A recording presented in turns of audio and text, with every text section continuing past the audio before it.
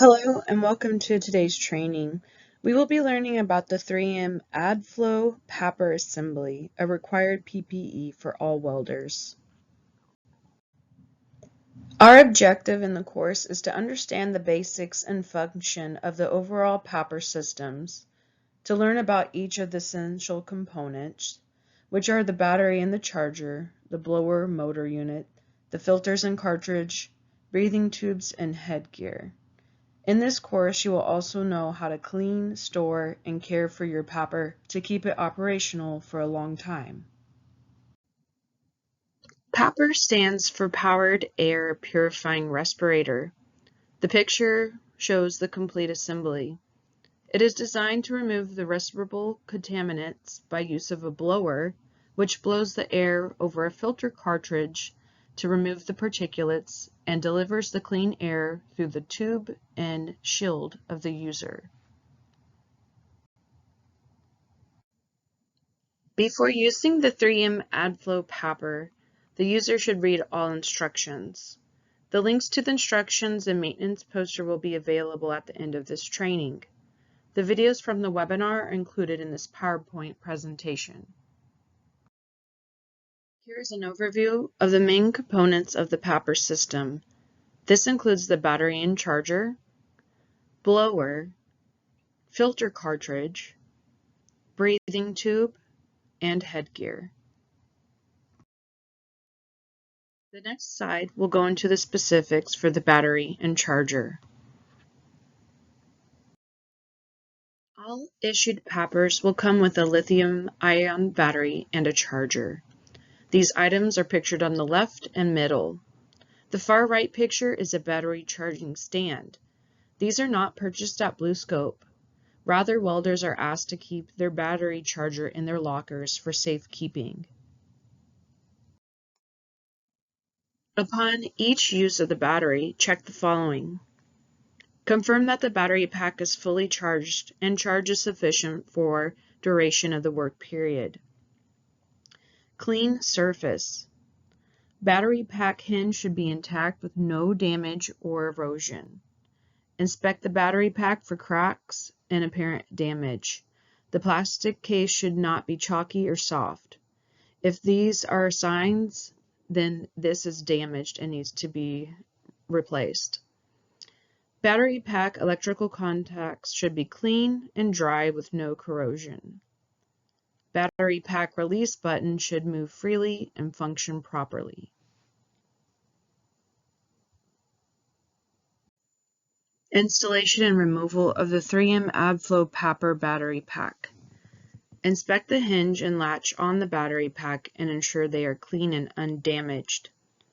Hook the left edge of the battery pack into its holder on the bottom of the unit and press the battery pack into the motor blower until the catch fully engages. This is confirmed with 2 audible clicks. Gently tug on the battery pack to verify it's secured. To remove the battery, press the battery pack latch on the right of the battery pack. Pull the battery pack down and out. 3M recommends disconnecting the battery pack from the charger once the battery is fully charged. Leaving it on the charger for 3 to 4 days is okay, but it is recommended not to leave it for prolonged periods of time because this can cause damage to the battery pack cells. Therefore, keep in mind if there's a holiday coming up or if you're taking vacation, remember to take the battery off the charger to prolong its life. Take a moment to look over the charger code table. There are several LED indications. Notice if the temperature is not in optimal range, the battery will not charge. Once the battery is within the acceptable range, it will begin to charge again. These 2 indicators are yellow with 1 red flash means battery temperature is too low. Yellow with 2 red flashes means battery temperature is too high. For the older charger models, the LED indicators are different. When the battery is affected by temperature, it will alternate flashing yellow and green lights. The next series of slides will go into the specifics of the motor blower unit. The main components are the blow unit with cover, pictured on the left, the flow indicator, pictured in the middle, and the leather belt, pictured on the right. Other styles for wearing the PAPR include the backpack and the suspenders. Blue Scope stocks the backpack style. The blower motor unit is regulated during operation to compensate for the charge of the battery and the increasing airflow resistance caused by particle filter loading. You may notice a change in the sound of the blower motor unit during this time, as well as the battery runtime is shortened. The motor blower has two alarms. A low airflow alarm will activate when airflow falls under 6 cubic feet per minute for greater than 15 to 30 seconds. A low battery voltage alarm will activate during the last 15 to 30 minutes of charge. You'll notice the bottom bar on the battery LED will flash continuously on and off. The sound of the alarm starts off as a sequence of 4 beeps every 30 seconds. The final 15 to 16 seconds, the alarm will produce a fast beep every half second. In both cases of the alarm being triggered, the wearer should know that the unit will shut down after continuous alarm activation. The motor blower unit is equipped with a 5-step filter loading indicator. When the filter is new, there will be one green light. As the filter clogs, 3 lights will appear. Once the red light appears along with the 3 green lights, expect a shorter battery run time. At this point, it is recommended the particulate filter be replaced. Lastly, when there are 2 red lights along with 3 green lights, the particulate filter is clogged and must be replaced. On the blower motor unit, there is a battery charge indicator light. 3 bars is equivalent to 80 to 100% battery life. 2 bars is equivalent to 20 to 80% battery life. 1 bar is equivalent to 5% or less battery life. When there is 30 to 60 minutes left of charge, the bottom LED will begin to flash and the audible alarm will sound. To inspect the blower motor unit, check the outlet where the breathing tube connects. Look for damage, dirt, debris, and other contamination that would interfere with proper attachment of the breathing tube. Check the main house of the blower. When it's opened, it should be clean. Make sure there are no cracks or holes or discoloration. Check the area underneath the filter and check the filter cover. The filter cover should be able to close and sit securely. Also check the battery pins to ensure they are clean and undamaged. A video on tips and tricks for adjusting battery pins will be available at the end of the PowerPoint presentation. The next slides will go over the specifics on filters and cartridge. BlueScope purchases the mandatory components for the PAPR system, which includes the HE filter, which stands for high efficiency. This is the filter that removes small particulates. It also includes the pre-filter, which captures large particles, the spark arrestor, which prevents the release of flammable dust from entering the motor, and the filter cover, which secures and protects the internal components.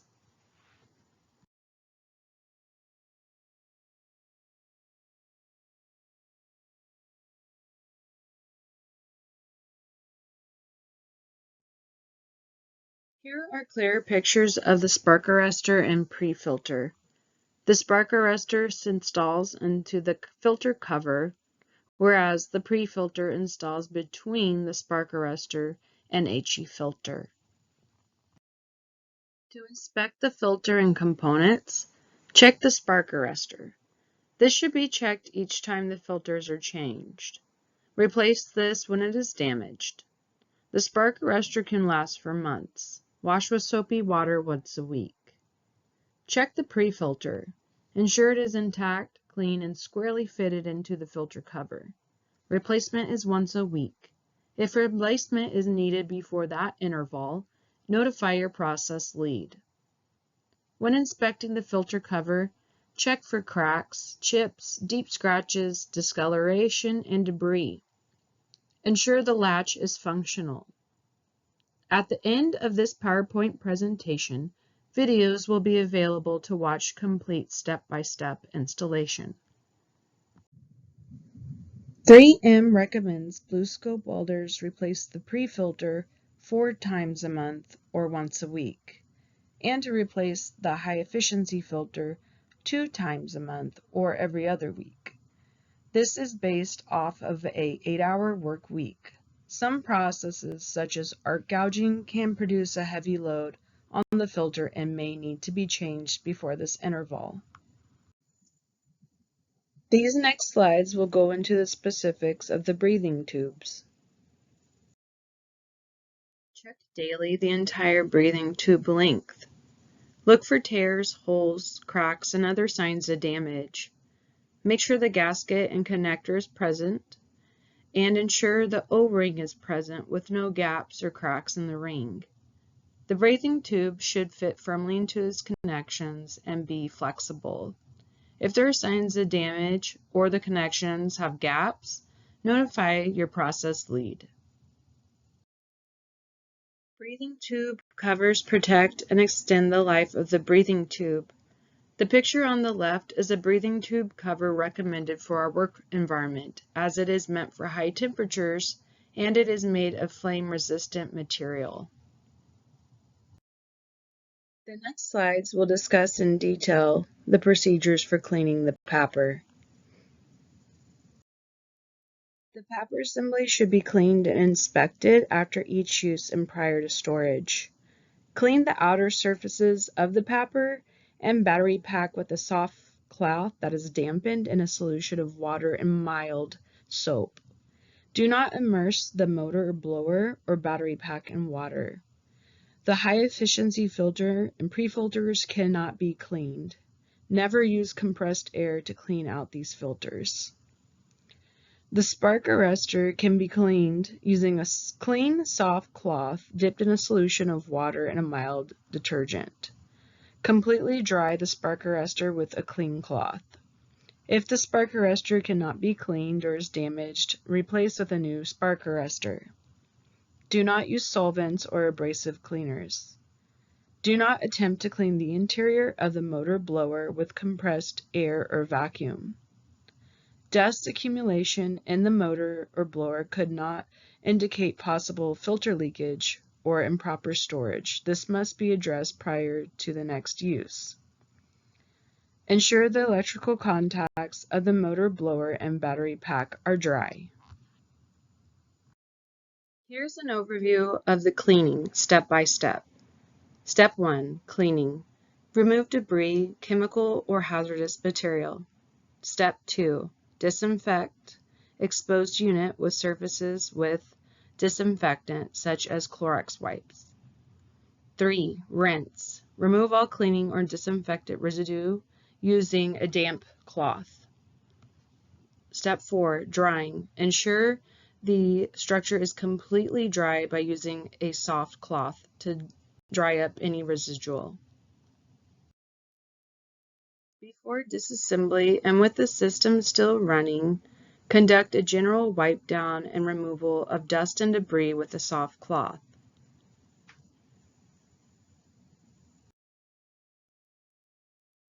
HEPA filter may be left in place on the blower for storage. The pre-filter and filter should be replaced if the filter loading or low flow indicator is alarming, if there is excessive debris, if it gets wet or damaged. Do not attempt to clean the filter or use compressed air to keep it clean.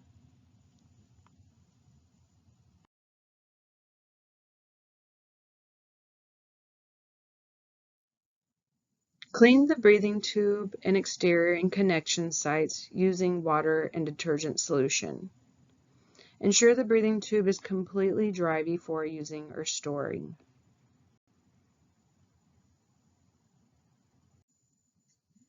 After cleaning or disinfecting, all items must be thoroughly inspected as described in the user instructions after cleaning. Ensure all components are thoroughly dry before next use, and store in a clean, contaminant-free environment protected from long exposure to heat, sunlight, and radiation. This concludes the training. If you have any questions, ask your trainer or a member from the safety department.